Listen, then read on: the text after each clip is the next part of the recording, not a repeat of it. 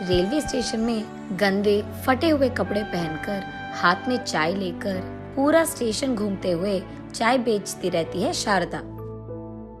Station में आते जाते लोगों से, भैया चाय, दीदी चाय ले लो ना दीदी, गर्मा गर्म चाय, ऐसे कहते हुए उनके आगे पीछे घूमती रहती है शारदा। कुछ लोग तो चाय पी लेते हैं, लेकिन बहुत लोग शारदा को देख घिन आकर उससे दूर चले जाते हैं। शारदा बहुत थक जाती है, लेकिन फिर भी वो सूरज के ढलने तक चाय बेचती रहती है।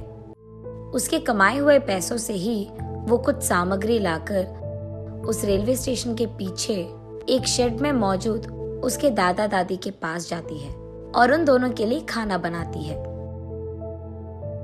फिर से सुबह उठकर बूढ़े लोगों के लिए खाना बनाकर चाय तैयार करके चाय को लेकर स्टेशन जाती है और वहां शाम होने तक चाय बेचती रहती है। उन्हीं कमाए हुए पैसों से वो अपने बूढ़े दादा दादी का ख्याल रखती है। हर रोज की तरह शारदा रेलवे स्टेशन में चाय बेचती रहती है, लेकिन उस दिन उसके पास एक बूढ़ा आदमी चलमैया आता है। एक चाय देना बेटी, ऐसे कहकर एक चाय पीकर, बड़ी अच्छी चाय है, तुम्हारा नाम क्या है? मेरा नाम शारदा है जी। तुम्हारा चाय का व्यापार कैसे चल रहा है बेटी? हाँ कुछ चल रहा है जी, हर रोज बस सामग्री खरीदने के लिए पैसे कमा लेती हूँ, कभी कभार तो पैसे भी नहीं मिलते हैं, ऐसे भोलेपन से कहती है।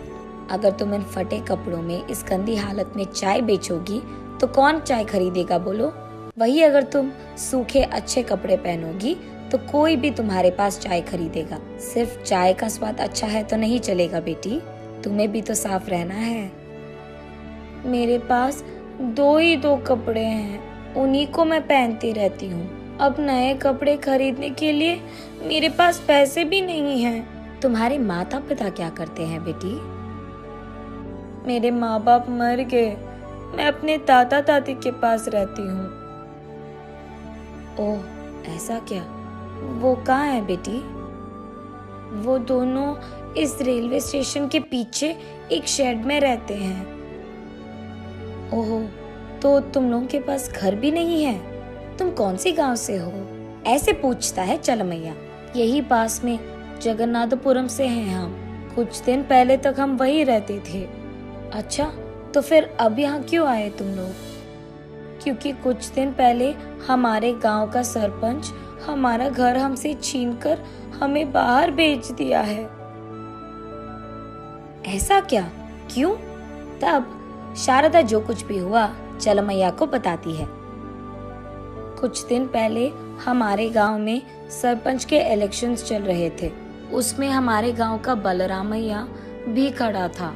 वो वोट मांगने हर घर को जाता था और ऐसे ही हमारे भी घर आए।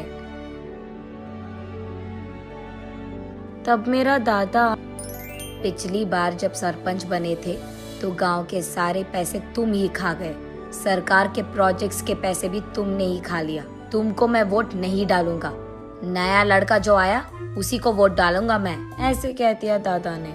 ये बात सुनकर बलरामैया क्रोधित होकर, मेरे जीतने के बाद मैं तुम्हें इस गांव से ही बाहर निकाल दूंगा, ऐसे उसने चेतावनी दी थी।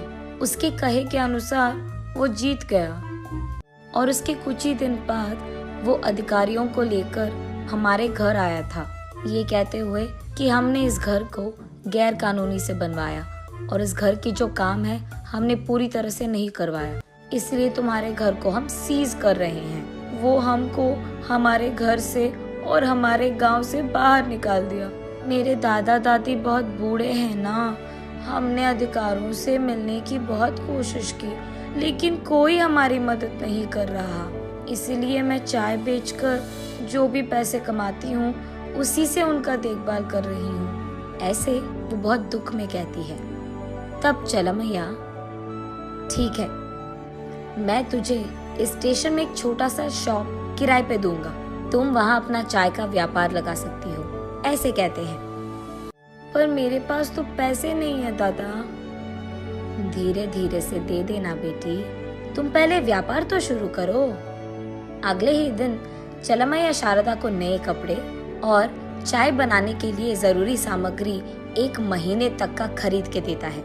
ऐसे शारदा रेलवे स्टेशन में चाय का दुकान खोलती है। उस दिन से सुबह से शाम और शाम से रात तक वो लगातार काम करती रही, अलग प्रकार के चाय बनाते हुए सबको उसकी तरफ आकर्षित करती आ रही थी। कुछ ही दिन में रेलवे स्टेशन को आए वाले यात्रीगण ही नहीं बल्कि गांव से भी लोग उसके चाय पीने आ रहे थे।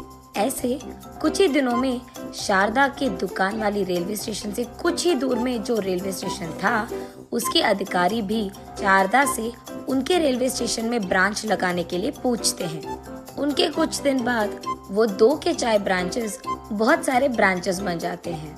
एक चाय की दुकान से शुरू करके शारदा कुछ ही दिनों में इन सारे ब्रांचेस की मालिक बन जाती है।